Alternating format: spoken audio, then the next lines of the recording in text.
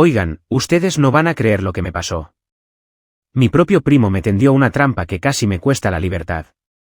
Sí, terminé en la cárcel por algo que no hice, y lo peor es que la persona que más confiaba fue la que me hundió. Aquí les voy a contar todo, desde el principio, porque esto se va a poner muy intenso. Pues para entender todo lo que pasó, primero tienen que saber quiénes son los protagonistas de esta locura. Mi nombre es Laura, tengo 24 años, y la verdad, nunca pensé que una persona tan cercana a mí, alguien con quien crecí y que se supone debía cuidarme, pudiera hacerme algo tan grave.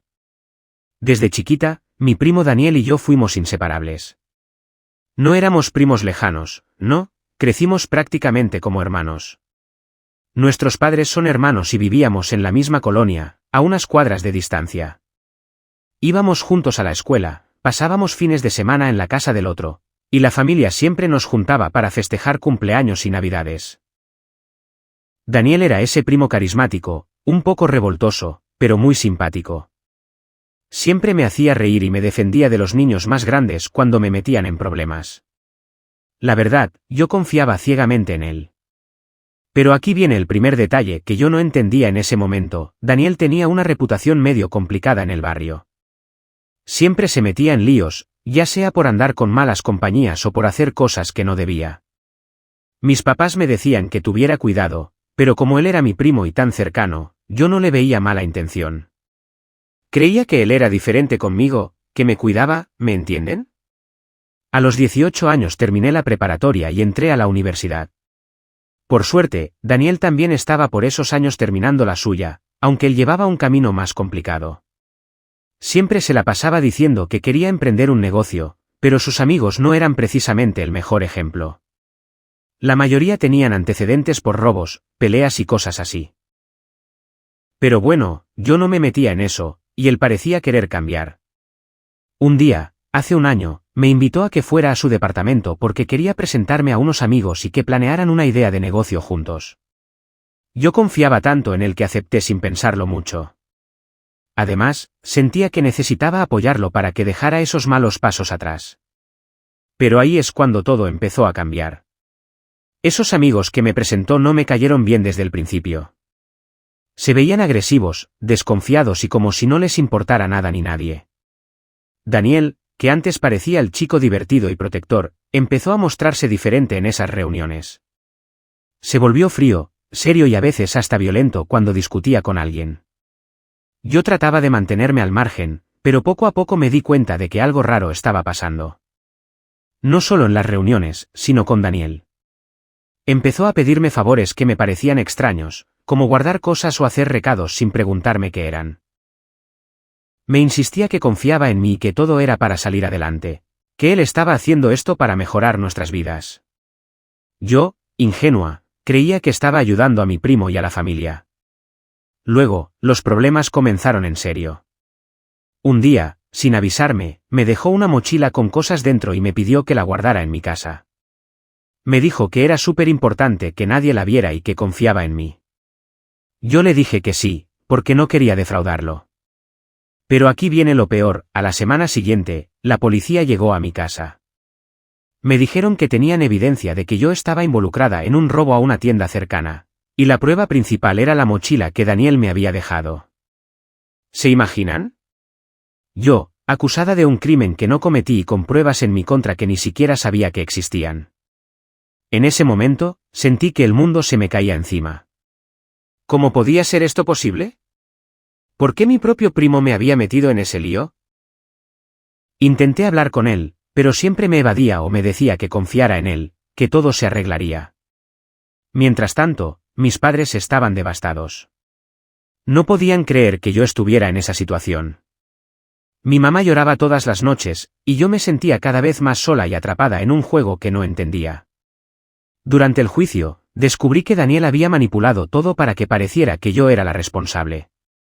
Usó la mochila con objetos robados, puso mi nombre en mensajes de texto y hasta convenció a algunos testigos para que declararan en mi contra.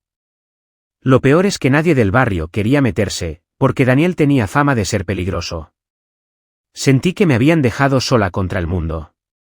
Así fue como terminé en la cárcel, sin entender cómo la persona que más confiaba me había tendido esa trampa. Aquí es donde las cosas realmente se pusieron feas. Imagínate, estás tranquila en tu casa, y de repente te arrestan por algo que no hiciste. Así me sentí yo. La policía tocó la puerta de mi casa y antes de que pudiera siquiera reaccionar, me esposaron y me dijeron que estaba bajo sospecha de robo. Yo estaba en shock total. ¿Qué estaba pasando? ¿Por qué yo? Traté de explicar que era inocente, que no tenía nada que ver con eso, pero nadie me escuchaba. Tenían la mochila que Daniel me había dejado, con todas las cosas robadas dentro. Eso era prueba suficiente. Mi familia estaba destrozada. Mis papás no sabían si llorar o gritar. Mi mamá se llevó las manos a la cabeza y gritó. «Esto no puede estar pasando, Ana, hija, ¿qué hiciste?» Y yo solo podía responder con lágrimas. «Mamá, no hice nada, no soy esa persona». Pero para ellos, en ese momento, la verdad era difusa. La policía y el sistema empezaron a tratarme como si fuera culpable desde el principio. En la cárcel fue aún peor. Para empezar, nunca había estado en un lugar así. Todo era frío, oscuro, y la gente alrededor tenía historias peores que la mía. Me sentía completamente vulnerable y asustada. Ahí empecé a cuestionarme mil cosas. ¿De verdad Daniel me había traicionado? ¿Por qué? ¿Qué le había hecho yo? Un día, cuando finalmente pude hablar con mi abogado, le pregunté si había alguna forma de demostrar que yo era inocente. Él me dijo con sinceridad: «Ana, sin pruebas claras o testigos que te defiendan, la verdad es difícil en estos casos. Tendremos que trabajar en tu coartada y buscar inconsistencias en la acusación». Eso me desanimó, pero me dio una pequeña chispa de esperanza. Lo que no sabía era que Daniel seguía jugando sus cartas afuera. Él estaba en la calle, moviéndose entre amigos y conocidos para asegurarse de que nadie saliera a defenderme. Una vez, una amiga que yo tenía desde la infancia intentó hablar con él para aclarar las cosas, pero Daniel la intimidó y la amenazó para que no interviniera. Sentí como si el mundo me estuviera cerrando todas las puertas. Por otro lado, en casa, la relación con mis padres se volvió muy tensa. Mi papá, que siempre había sido muy orgulloso, empezó a distanciarse. Creo que no podía lidiar con la vergüenza o con la idea de que alguien tan cercano a él estuviera involucrado en algo ilegal. Mi mamá, en cambio, estaba destruida, pero seguía luchando por mí. Hablaba con amigos, con abogados y hasta con periodistas para que conocieran mi caso. La cárcel me cambió. No solo físicamente, porque el ambiente es muy duro, sino mentalmente. Me aislé mucho, me costaba confiar en cualquiera. A veces lloraba sin poder explicarlo, otras veces sentía una rabia enorme. Uno de los momentos más difíciles fue cuando Daniel apareció en la audiencia, con esa sonrisa de «todo está bajo control» y me miró sin un ápice de remordimiento. Sentí ganas de gritarle, de tirarle todo en la cara, pero me quedé callada. No quería darle la satisfacción. Mientras tanto, el juicio avanzaba lento, muy lento. Cada día era una batalla de papeleo, declaraciones y enfrentamientos. Mis abogados hicieron todo lo que pudieron, pero la evidencia en mi contra era muy sólida, al menos en apariencia. Una noche, en la cárcel, una compañera de celda me dijo algo que me hizo abrir los ojos. «Si quieres sobrevivir aquí, tienes que pelear por tu verdad. Que nadie te haga sentir culpable sin pruebas. Tienes que encontrar la manera de demostrar quién eres realmente». Eso me dio fuerzas para no rendirme. Por eso empecé a investigar por mi cuenta. Usaba los ratos libres para hablar con otros presos, con los guardias que parecían más confiables, y con cualquier persona que pudiera darme una pista sobre qué estaba haciendo Daniel realmente. Fue entonces cuando escuché un rumor, algo que me dejó helada. Daniel había estado involucrado en algo más grande que un simple robo. Que el robo era solo una parte de un plan mucho más oscuro, y que yo era solo un peón en ese juego. Después de escuchar ese rumor en la cárcel, sentí que todo lo que creía saber se derrumbaba. Daniel no solo me había tendido una trampa para un robo, estaba metido en algo mucho más grande. Y yo era una pieza en su juego sucio. No podía quedarme de brazos cruzados. Empecé a buscar pruebas, a escuchar con atención lo que decían otros presos, y sobre todo, a juntar valor para enfrentar la verdad. Un día, un guardia, que parecía tener un poco de empatía conmigo, Me contó que Daniel estaba siendo investigado por tráfico de objetos robados y que mi involucramiento era solo una cortina de humo para protegerlo a él y a sus cómplices. Esa información fue un golpe duro, pero también fue una luz. Porque si eso era cierto, había una forma de demostrar que yo era inocente. Ayudar a que investigaran a Daniel y a sus amigos. Al principio, la idea me aterraba. ¿Delatar a mi primo? ¿Acaso no era yo la familia? Pero después de todo lo que pasó, entendí que familia no es quien te traiciona, sino quien te protege. En la siguiente audiencia, con la ayuda de mi abogado, pedí que se investigara a fondo a Daniel y sus cómplices. Esto no les gustó ni un poco a mis papás ni a otros familiares, porque había mucha gente involucrada y nadie quería un escándalo. Mi mamá me llamó una noche, llorando. Ana, ¿estás segura de esto? ¿No estás poniendo en riesgo todo? Le respondí con firmeza. Mamá, ya arriesgué todo. No puedo seguir cargando con una culpa que no es mía. Necesito que se sepa la verdad. Entonces llegó el día en que Daniel fue confrontado con pruebas contundentes que yo misma ayudé a conseguir desde la cárcel. Testimonios, mensajes y hasta grabaciones que demostraban su participación en actividades ilegales, y cómo había manipulado todo para que yo quedara mal parada. La cara de Daniel cuando lo acusaron fue impagable. Esa sonrisa arrogante se desvaneció en segundos. En esa audiencia, sentí una mezcla de alivio y tristeza. Alivio porque la verdad empezaba a salir a la luz, pero tristeza porque quien me había hecho tanto daño era alguien a quien yo quería. Durante esos días también viví momentos muy duros con mi familia. Mi papá, que antes se había distanciado, ahora estaba furioso con Daniel, y conmigo por exponer a la familia. Mis amigos me apoyaban a distancia, pero yo me sentía atrapada en medio de una tormenta que parecía no tener fin. En la cárcel, cada noticia, cada avance del caso, me afectaba profundamente. Había noches que no podía dormir, pensando en cómo había llegado a ese punto. Pero también hubo momentos inesperados de apoyo. Una de las personas que menos esperaba me visitó, mi tía, la mamá de Daniel. Ella lloró mucho al verme y me pidió perdón por todo lo que su hijo había hecho. Ana, no sabes cuánto lo siento. No sabía hasta dónde había llegado. Voy a hacer todo lo posible para que esto se arregle. Sus palabras fueron un bálsamo, aunque la herida seguía abierta. El punto más crítico llegó cuando me dijeron que Daniel había confesado parte de sus crímenes y que estaba dispuesto a colaborar para reducir su condena. Yo sabía que esa confesión era la prueba que necesitaba para limpiar mi nombre. Finalmente, después de meses de juicio y de estar en la cárcel, el juez decidió absolverme de todos los cargos. Salir de la cárcel fue una sensación indescriptible. Por un lado, felicidad pura, por otro, miedo a lo que me esperaba afuera. ¿Cómo enfrentar a todos? ¿Cómo volver a la vida normal después de todo eso? Pero claro, esto no terminó aquí. Aún quedaban muchas cosas por resolver, muchas cicatrices por sanar, y decisiones importantes que tomar. Después de la confesión de Daniel y la absolución, pensaba que todo iba a mejorar, ¿no? Pues no. Aquí es donde la cosa se puso realmente intensa. Resulta que Daniel no solo me había tendido la trampa del robo, sino que su red de problemas era mucho más grande y oscura de lo que cualquiera imaginaba. En la cárcel, cuando me decían que Daniel había confesado, yo esperaba que esto fuera el final de mi calvario. Pero la realidad fue otra. Su confesión era incompleta, y lo peor, él empezó a echar la culpa a más personas, incluso a miembros de nuestra propia familia. Esto abrió una guerra interna tremenda. La familia se dividió en dos bandos, los que apoyaban a Daniel y los que estaban conmigo. Los domingos en la casa de mis padres se volvieron un campo de batalla.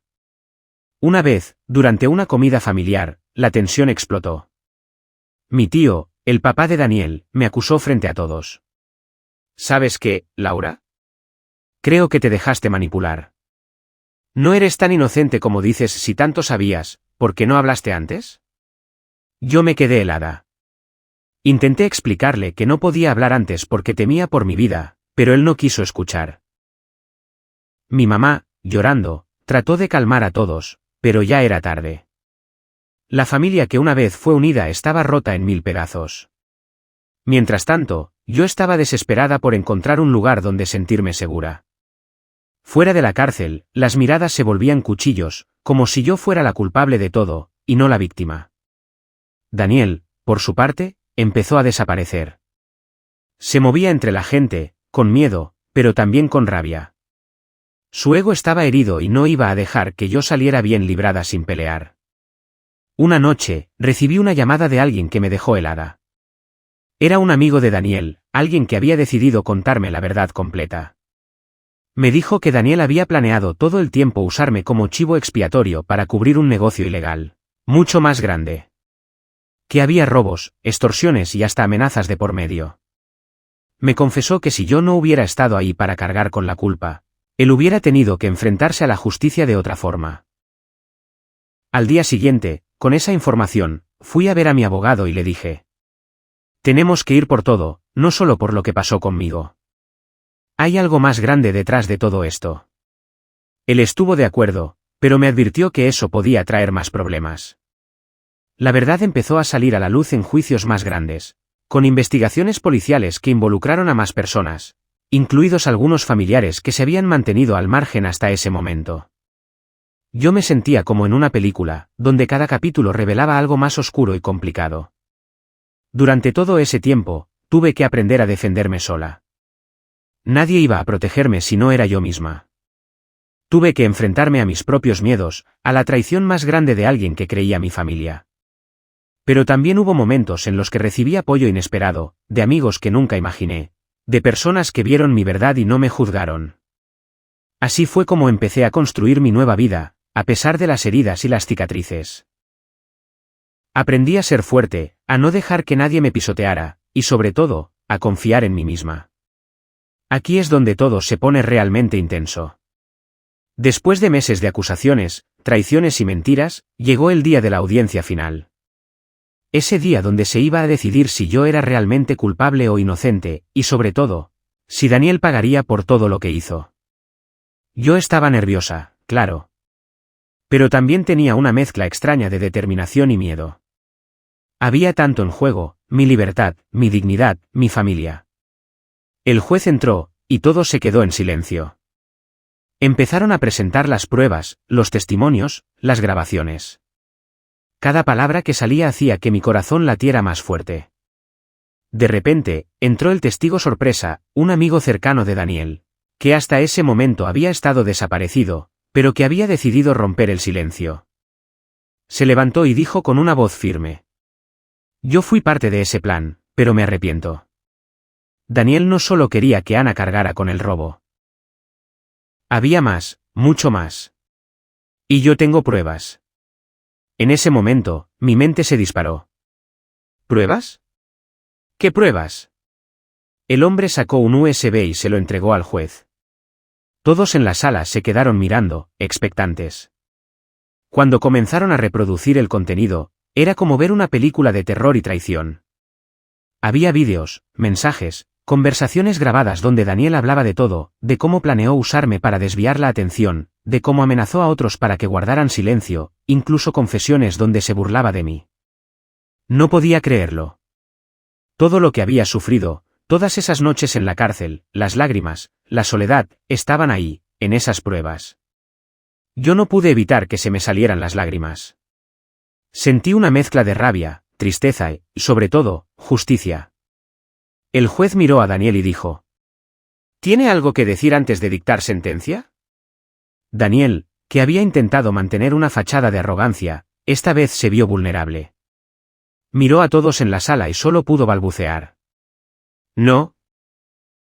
No es como parece. Pero nadie le creyó. Entonces llegó mi turno. Me levanté y hablé con toda la fuerza que pude reunir. Juez, quiero que sepa que he sufrido mucho por algo que no hice. Fui víctima de la traición más grande, pero aquí estoy para contar la verdad y para que nadie más pase por lo que yo pasé. Sentí el peso de cada palabra. La sala estaba en silencio absoluto. Pero aquí viene lo inesperado, justo cuando pensaba que todo estaba resuelto, Daniel lanzó una última bomba. Con voz débil, dijo: si creen que soy el único culpable, están muy equivocados. Hay más gente involucrada. Gente con poder, que hizo que todo esto fuera posible. Eso hizo que la sala entera se estremeciera. Porque hasta ese momento, todos pensábamos que era solo un asunto familiar. Pero ahora, la historia era mucho más grande. Mi abogado pidió tiempo para investigar esa nueva información, pero el juez decidió que eso quedaría para otra causa. Por ahora, Daniel iba a ser condenado por los cargos que ya tenían claros. Después del juicio, mientras salía del tribunal, sentí una mezcla de emociones. Por fin había justicia, pero sabía que la batalla aún no había terminado. Me di cuenta de que ese día no solo había ganado un juicio, sino que había recuperado mi voz y mi dignidad. En las semanas que siguieron, la noticia se hizo viral. Mucha gente se solidarizó conmigo, y recibí mensajes de apoyo que me hicieron sentir menos sola. Pero lo más importante para mí fue que la verdad había salido a la luz, y que Daniel iba a pagar por todo lo que me hizo. Salir del tribunal fue como despertar de una pesadilla larguísima. Por fin, después de meses, no, años, de sufrimiento, injusticia y desesperación, la verdad había ganado. Pero la realidad es que no todo se arregla con un fallo. No es como apagar la luz y listo. Al principio, me sentía liberada, sí. Pero también había un vacío enorme dentro de mí. Había perdido tiempo, confianza y parte de mí misma en ese proceso. Cuando volví a casa, todo había cambiado. La familia estaba rota, más dividida que nunca. Algunos parientes me evitaban, otros aún no querían hablar conmigo. Y Daniel, bueno, él ya estaba encarcelado, pagando por lo que hizo, pero su sombra seguía presente. Sentía que tenía que reconstruir todo, y no solo mi reputación, sino mi vida entera. La gente afuera, mis amigos, la gente que ni siquiera me conocía, comenzaron a apoyarme. Recibí mensajes, llamadas, invitaciones a contar mi historia. Por un lado, fue abrumador, pero por otro, me di cuenta de que mi experiencia podía ayudar a otros. Nunca pensé que iba a ser tan visible, que mi historia iba a resonar con tanta gente, pero ahí estaba, convertida en alguien que, de alguna manera, representaba a muchos que han sido acusados injustamente. Con el tiempo, me puse en contacto con un grupo de apoyo para personas que habían estado en prisión injustamente. Ahí encontré un refugio, gente que entendía mi dolor, mis miedos, mis dudas. Poco a poco, empecé a sanar. No fue fácil, no te voy a mentir. Hubo días oscuros, donde me sentía derrotada, con ganas de tirar todo por la borda. Pero también hubo momentos de luz, en los que sentía que, a pesar de todo, había aprendido a ser más fuerte, más auténtica. En cuanto a mi familia, las heridas tardaron en cerrarse. Mi mamá fue mi gran pilar, siempre a mi lado, aunque a veces confundida y dolida. Mi papá tomó distancia por un tiempo, pero con paciencia y tiempo, fuimos reconstruyendo ese vínculo. Lo que sí aprendí fue que algunas relaciones no se recuperan, y está bien.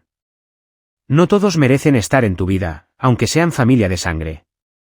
Por supuesto, Daniel sigue siendo parte de mi pasado, pero ya no define quién soy.